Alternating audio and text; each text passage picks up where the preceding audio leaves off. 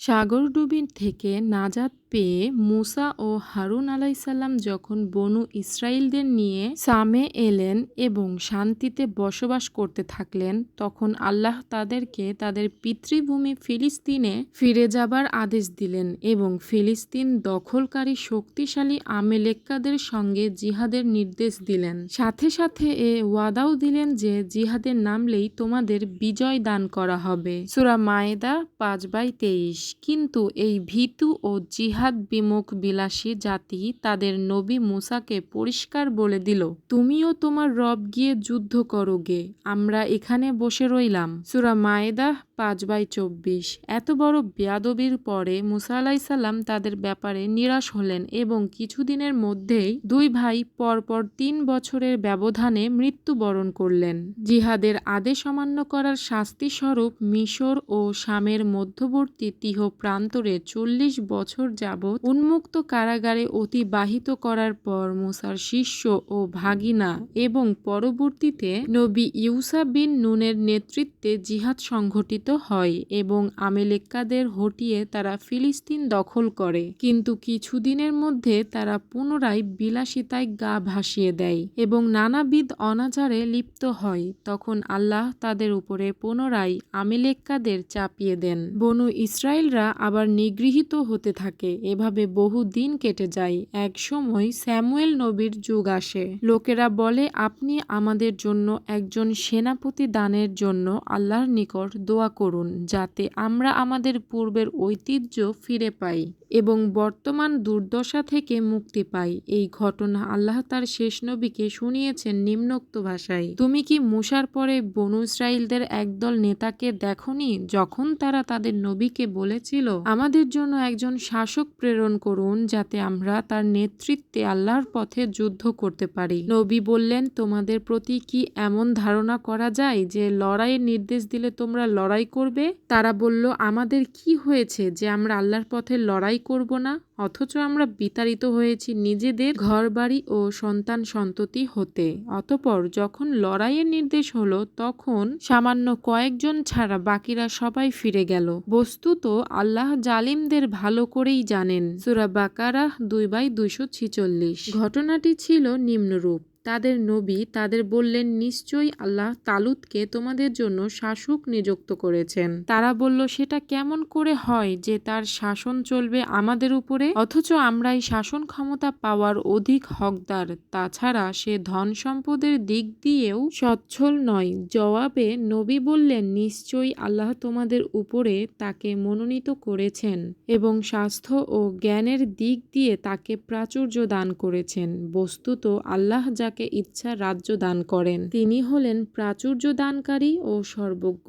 নবী তাদেরকে বললেন, তালুতের নেতৃত্বের নিদর্শন এই যে, তোমাদের কাছে তোমাদের কাঙ্ক্ষিত সিন্দুকটি আসবে তোমাদের প্রভুর পক্ষ হতে, তোমাদের হৃদয়ের প্রশান্তি রূপে, আর তাতে থাকবে মুসা, হারুন ও তাদের পরিবারবর্গের ব্যবহৃত কিছু পরিত্যক্ত সামগ্রী। সিন্দুকটিকে বহন করে আনবে ফেরেশতাগণ। এতেই তোমাদের শাসকের জন্য নিশ্চিত নিদর্শন রয়েছে, যদি তোমরা বিশ্বাসী হও। সূরা বাকারা ২/২৪৭ থেকে ২৪৮ আয়াত। বিষয়টি এই যে, বনু ইসরাইলগণের নিকটে একটা সিন্দুক ছিল, যার মধ্যে তাদের নবী মুসা, হারুন ও তাদের পরিবারের ব্যবহৃত কিছু পরিত্যক্ত সামগ্রী ছিল। তারা এটাকে খুবই বরকতময় মনে করত এবং যুদ্ধকালে একে সম্মুখে রাখত। একবার আমালেক্কাদের সাথে যুদ্ধের সময় বনু ইসরাইলগণ পরাজিত হলে আমেলেক্কাদের বাদশাহ জালুত উক্ত সিন্দুকটি নিয়ে যায়। এক্ষণে যখন বনু ইসরাইলগণ পুনরায় জিহাদের সংকল্প করল, তখন আল্লাহ তাদেরকে উক্ত সিন্দুক ফিরিয়ে দিতে মনস্থ করলেন। অতঃপর এই সিন্দুকটির মাধ্যমে তাদের মধ্যকার নেতৃত্ব নিয়ে ঝগড়া নিরসন করেন। সিন্দুকটি তালুতের বাড়িতে আগমনের ঘটনা এই যে, জালুতের নির্দেশে কাফেররা যেখানেই সিন্দুকটি রাখে সেখানেই দেখা দেয় মহামারী ও অন্যান্য বিপদ আপদ। এমনিভাবে তাদের ৫টি শহর ধ্বংস হয়ে যায়। অবশেষে অতিষ্ঠ হয়ে তারা একে তার প্রকৃত মালিকদের কাছে পাঠিয়ে দেবার সিদ্ধান্ত নিল এবং গরুর গাড়িতে উঠিয়ে হাঁকিয়ে দিল। তখন ফেরেশতাগণ আল্লাহর নির্দেশ মতে গরুর গাড়িটিকে তাড়িয়ে এনে তালুতের ঘরের সম্মুখে রেখে দিল। বনু ইসরাইলগণ এই দৃশ্য দেখে সবাই এক বাক্যে তালুতের নেতৃত্বের প্রতি আনুগত্য প্রদর্শন করল। অতঃপর তালুত আমালেক্কাদের বিরুদ্ধে যুদ্ধ পরিচালনার প্রস্তুতি শুরু করলেন। সকল প্রস্তুতি সম্পূর্ণ হলে তিনি কথিত মতে ৮০,০০০ সেনাদল নিয়ে রওয়ানা হন। ইবনু কাসির এই সংখ্যায় সন্দেহ পোষণ করে বলেন, ক্ষুদ্রায়তন ফিলিস্তিন ভূমিতে এই বিশাল সেনাদলের সংকুলান হওয়াটা অসম্ভব ব্যাপার। অল্পবয়স্ক তরুণ দাউদ ছিলেন উক্ত সেনাদলের সদস্য। পথিমধ্যে সেনাপতি তালুত তাদের পরীক্ষা করতে চাইলেন। সম্মুখেই ছিল এক নদী, মৌসুম ছিল প্রচণ্ড গরমের, পিপাসায় ছিল সবাই কাতর। এ বিষয়টি কুরআন বর্ণনা করেছে নিম্নরূপ: অতঃপর তালুত যখন সৈন্যদল নিয়ে বের হলো, তখন সে বলল, নিশ্চয়ই আল্লাহ তোমাদেরকে পরীক্ষা করবেন একটি নদীর মাধ্যমে। যে ব্যক্তি সেই নদী হতে পান করবে সে ব্যক্তি আমার দলভুক্ত নয়, আর যে ব্যক্তি স্বাদ গ্রহণ করবে না সেই আমার দলভুক্ত হবে, তবে হাতের এক আজলা মাত্র।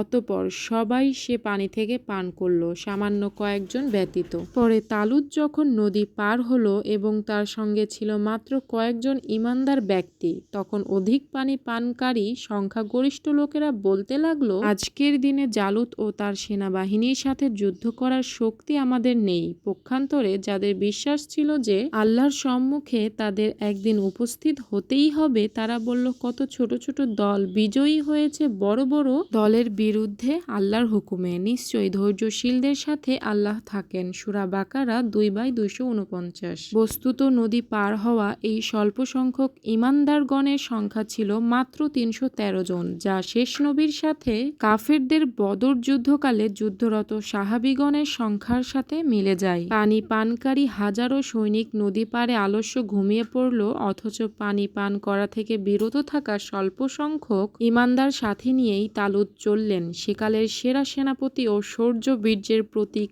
আমালেক্কাদের বাদশাহ জালুতের বিরুদ্ধে। বস্তুবাদীগণের হিসাব মতে এটা ছিল নিতান্তই আত্মহননের শামিল। এই দলেই ছিলেন দাউদ। আল্লাহ বলেন, আর যখন তারা জালুত ও তার সেনাবাহিনীর সম্মুখীন হলো, তখন তারা বলল, হে আমাদের পালনকর্তা, আমাদের ধৈর্য দান করো ও আমাদেরকে দৃঢ়পদ রাখো এবং আমাদেরকে তুমি কাফির সম্প্রদায়ের বিরুদ্ধে সাহায্য করো। সূরা বাকারা ২/২৫০। জালুত বিরাট সাজসজ্জা করে হাতিতে সওয়ার হয়ে সামনে এসে আস্ফালন করতে লাগলো এবং সে যুগের যুদ্ধরীতি অনুযায়ী প্রতিপক্ষের সেরা যোদ্ধাকে আহ্বান করতে থাকলো। অল্পবয়স্ক বালক দাউদ নিজেকে সেনাপতি তালুতের সামনে পেশ করলেন। তালুত তাকে পাঠাতে রাজি হলেন না, কিন্তু দাউদ নাছোড়বান্দা। অবশেষে তালুত তাকে নিজের তরবারি দিয়ে উৎসাহিত করলেন এবং আল্লাহর নামে জালুতের মোকাবেলায় প্রেরণ করলেন। বর্ণিত আছে যে তিনি এ ঘোষণা আগেই দিয়েছিলেন যে যে ব্যক্তি জালুতকে বধ করে ফিলিস্তিন পুনরুদ্ধার করতে পারবে তাকে রাজ্য পরিচালনায় শরিক করা হবে।